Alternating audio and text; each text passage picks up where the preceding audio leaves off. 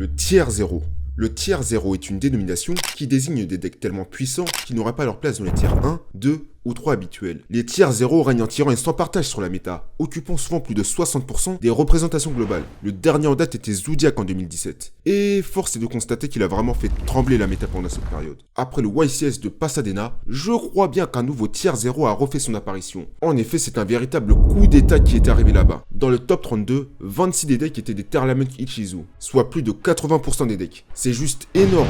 Au vu de sa puissance, ce deck est très convoité. Mais il est loin d'être facile à manier. Ce deck active énormément d'effets pendant son tour, et ce n'est pas forcément évident de savoir ce qu'il faut et ce qu'il ne faut pas faire. Alors, laissez-moi vous expliquer quels sont les différents combos, pourquoi je joue l'engine Bestial, j'ai pas de numéro 3. C'est ce qu'on va voir dès maintenant. Installez-vous bien et découvrez le guide.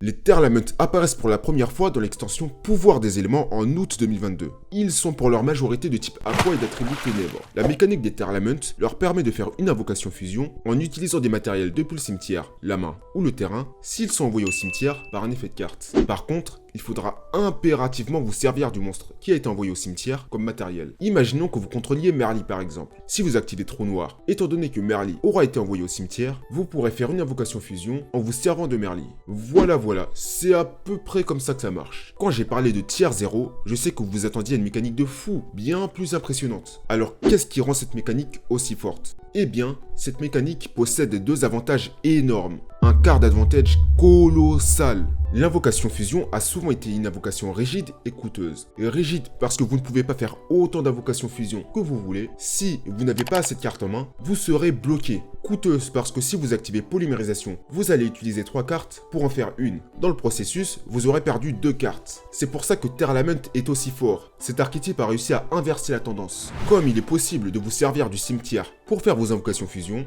le cimetière devient littéralement une seconde main. Par conséquent, ça vous permet de faire des invocations fusion sans pour autant réduire la taille de votre main. Et plus votre cimetière sera rempli, et plus les possibilités seront infinies.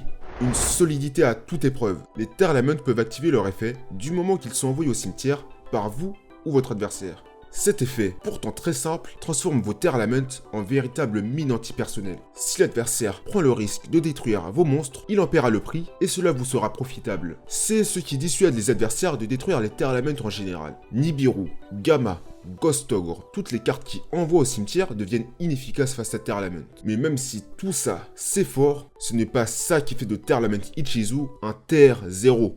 Bon, pardon pour cette blague, c'était nul. Revenons à nos moutons. La pièce manquante de Tearlament qui en fait un tiers 0, c'est l'engine Ichizu. C'est un engine composé de 4 cartes. Agido, Kelbeck, Mudora, Keldo. Agido et Kelbeck font meuler 5 cartes aux 2 joueurs s'ils sont envoyés de la main ou du deck au cimetière. Et Mudora et Keldo se bannissent pour mélanger jusqu'à 3 cartes du cimetière adverse. C'est grâce à ça que ces deux engines sont aussi complémentaires. Jadis, Tearlament pur pouvait avoir un peu de mal à faire des fusions s'il n'avait pas assez de ressources dans le cimetière. Mais les cartes d'Ichizu viennent pallier à cette faiblesse en remplissant le cimetière qui devient littéralement votre seconde main. Mais cette synergie ne s'arrête pas là. Les elfes terres permettent de diversifier les lignes de jeu. Par exemple, grâce à la devineresse qui vous permettra d'invoquer la baronne de fleurs. Mais également grâce à Orange Light qui rend le deck plus solide qu'il ne l'est déjà. Mais bon, tous ces effets c'est bien beau, mais comment on peut maîtriser cette force pour gagner? C'est ce que nous verrons dès maintenant. Bien que ce soit tentant, votre objectif n'est pas de deck out l'adversaire, ce n'est pas la peine de se concentrer sur ça. Que vous soyez premier ou deuxième, vous devrez identifier précisément où il faut interrompre l'adversaire et le bloquer. La première étape sera de trouver un moyen d'envoyer Agido ou Kelbeck au cimetière qui auront pour mission d'allumer la mèche. Agido ou Kelbeck vous permettront très certainement de mêler un Tearlament. Et à partir de là, les effets vont s'enchaîner comme un pétard. Avec les ressources dans le cimetière, vous aurez largement de quoi faire des fusions. Je vous conseille de commencer par Kid Kalos qui tutorisera Déchirement. Ensuite, vous devrez vous adapter à ce que vous avez meulé. Mais l'objectif global est de faire le terrain le plus adapté pour contrer l'adversaire. Un terrain classique que vous aurez peut-être ressemblera à ça. Kaleido Heart avec Déchirement de posée. Résident des Abysses. Je dis bien peut-être parce que ça dépendra surtout de vos sorties. Si vous êtes deuxième, vous devrez exploiter l'engine Elf pour l'affaiblir, notamment grâce à Orange Light et Kelbeck. Puis pendant votre tour, il faudra tirer parti des Tearlament et inciter l'adversaire à les détruire pour déclencher leur effet et faire vos fusions. Ce sera votre seule chance de combo et si vous y parvenez, faudra vous débrouiller pour 1. Tutoriser Déchirement, 2. Invoquer Kaleido Heart qui éliminera un monstre adverse. Et suite à ça, il faudra temporiser pour avoir l'adversaire à l'usure. Il est maintenant temps de voir les cartes qui vous permettront de démarrer cette stratégie.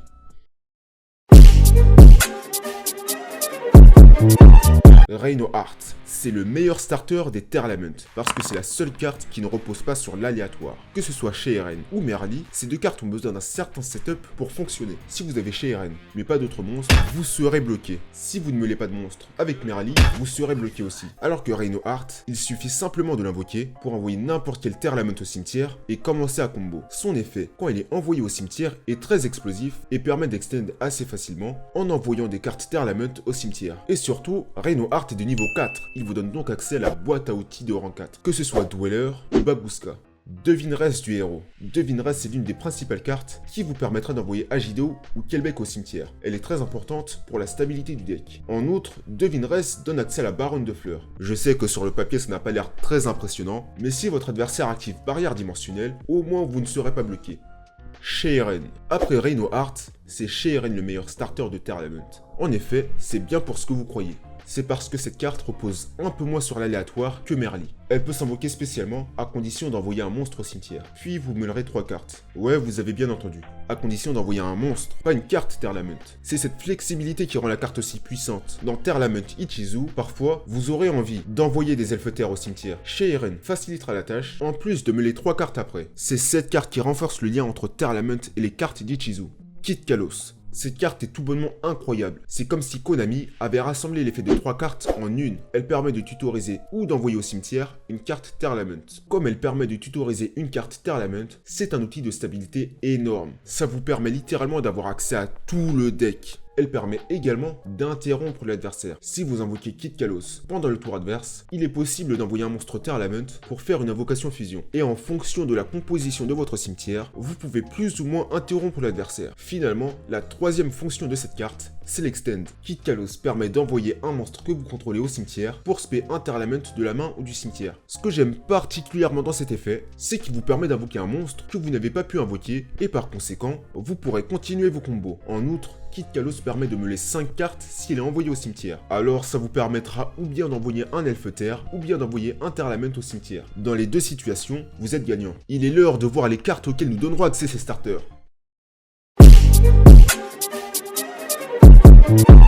Kaleido Heart, le boss monster de Tearlament. Autrement dit, le roi. C'est la carte qui vous permettra de gérer les nuisances. Kaleido Heart permet de mélanger une carte dans le deck si elle est invoquée spécialement, ce qui vous permet de gérer des cartes embêtantes sans forcément les détruire. En outre, si elle est envoyée au cimetière, elle peut se réinvoquer et vous pouvez envoyer un monstre Tearlament au cimetière, ce qui fait que vous pourrez mélanger une carte adverse et en plus de ça, ça vous permettra de faire une fusion après. Kaleido Heart possède également une condition qui vous empêche de l'utiliser comme matériel fusion. Les pessimistes verront ça comme un désavantage, mais les optimistes verront ça comme une protection. En effet, cette condition affecte aussi votre adversaire. Par conséquent, il ne pourra pas l'utiliser comme matériel s'il active Super Polymérisation. Rulkalos. Rulkalos est une petite nouvelle qu'on a eue plutôt récemment par rapport au reste. Mais elle est aussi solide que les autres et permet vraiment d'interrompre l'adversaire. Elle vous permet d'annuler l'effet de toute carte qui inclut une invocation spéciale. Poly, vous pouvez annuler. Dé inattendu, vous pouvez annuler. Double invocation, non c'est pas possible. Bah ouais, faut suivre. Ça invoque normalement double invocation. Rulkalos est assez efficace face au deck combo parce que ce sont des decks qui vont pas mal spammer les invocations. Rulkalos vous permet de stopper des cartes bien précises. Mais surtout, Rulkalos permet de diversifier le deck. Déchirement annule un effet de monstre, Kaleido Heart mélange une carte du terrain, Rulkalos annule les effets de cartes qui invoquent spécialement. En prime, ça bloque Nibiru et Gamma, même si l'adversaire n'avait pas intérêt à les activer de base. Baronne de Fleurs. Baronne est une carte qui fait vraiment la différence dans le deck. Certes, Tearlament Ichizu a pléthore d'interruptions, mais ce qu'il manquait au deck, c'est un bon Omninegate capable de gérer n'importe quelle carte. C'est la mission que la Baronne de Fleurs remplit. Elle gère les imprévus, de façon à ce que l'adversaire ne puisse pas remonter. En plus, la Baronne peut détruire n'importe quelle carte sur le terrain. Alors parfois, il peut vous arriver de détruire votre propre Kaleido Heart afin de déclencher son effet pour le réinvoquer et envoyer un Tearlament au cimetière. Son dernier effet est tout aussi puissant que le reste et lui permet de retourner dans l'extra deck et d'invoquer un monstre de niveau 9 ou moins en contrepartie. Donc il est tout à fait possible de renvoyer la Baronne à l'extra deck pour invoquer Kid Kalos activer son effet et redémarrer les combos. Héros de la lumière écarlate. Orange Light est l'une des cartes qui contribuera à la solidité de ce deck. En effet, elle permet d'annuler n'importe quel effet de monstre en s'envoyant au cimetière avec un monstre elfe. Il y a une très belle synergie, parce qu'étant donné qu'ils seront envoyés au cimetière, cela permettra de déclencher leur effet. En plus d'annuler une carte adverse, vous pourrez débuter vos combos, et c'est ça qui est fort. Si vous l'activez pendant le tour adverse, vous pourrez l'interrompre et jouer pendant son tour. Avnis. Avnis, c'est la carte qui facilitera le jeu pendant le tour adverse. Avant, quand on activait Avnis, on ne meulait pas toujours un Terlamont. Mais maintenant que vous jouez des elfes terre, si vous meulez Agido ou Kelbeck, ceux-ci vous permettront de meuler à leur tour un Terlamont. Et c'est grâce à ça que Terlamont peut jouer pendant le tour adverse. Et c'est ça qui est fort, peu importe la puissance d'un deck. Si l'adversaire n'a pas fini ses combos, il est très vulnérable. Vous allez jouer comme si c'était votre tour pendant le tour adverse. Et a priori, l'adversaire ne pourra pas faire grand chose, étant donné qu'il n'aura pas fini son terrain. Et si l'adversaire tente de continuer ses combos, vous le stopperez. C'est tout simplement oppressif. Avnis est incroyablement forte. Mudora et Keldo. Sans ces deux petits monstres, ce deck serait bien moins puissant. De nos jours, meuler le deck adverse, la plupart du temps, c'est pas une bonne idée. Si vous jouez contre Drytron ou en miroir, en meulant, vous aiderez l'adversaire. D'où l'importance de Mudora et Keldo. Ces deux-là peuvent se bannir pour cibler jusqu'à 3 cartes dans les cimetières et les mélanger. C'est ça qui vous permet de remettre dans le deck des cartes adverses trop dangereuses. Le cimetière est devenu tellement important dans le jeu d'aujourd'hui qu'avoir un contrôle dessus est devenu indispensable. En plus de pouvoir meuler 5 cartes s'il est envoyé au cimetière, si une carte est envoyée du deck ou de la main dans le cimetière adverse, Kelbeck permet de renvoyer un monstre qui a été invoqué spécialement à la main. En combo avec Agido, cet effet devient très pratique pour se débarrasser d'un monstre adverse ou simplement arrêter l'adversaire en plein combo. Résident des Abysses. Est-ce que j'ai vraiment besoin de vous expliquer l'importance de gérer le cimetière ce format? Ouais, c'est bien ce que je me disais. Avramax. Avramax, c'est votre berserker. Bien que Terlamont Ichizu soit puissant, vous aurez toujours un peu de mal face aux gros monstres, comme Dragoon par exemple. Avramax est là pour pallier à ça. Grâce à lui, aucun monstre ne vous fera peur, étant donné qu'Avramax peut gagner une attaque égale à celle du monstre qu'il combat. De plus, s'il veut attaquer, l'adversaire est obligé de cibler Avramax, alors même vos petits monstres seront protégés. Et comme c'est Terlamont, l'adversaire ne pourra pas les détruire par effet de carte non plus. C'est vraiment très fort pour solidifier votre terrain. Et même si l'adversaire arriver à gérer Avramax, si Avramax est envoyé au cimetière à cause de l'adversaire, il peut mélanger une carte du terrain dans le deck, sans cibler. Ce monstre est vraiment très coriace. Voyons maintenant pourquoi je joue l'Engine Bestial.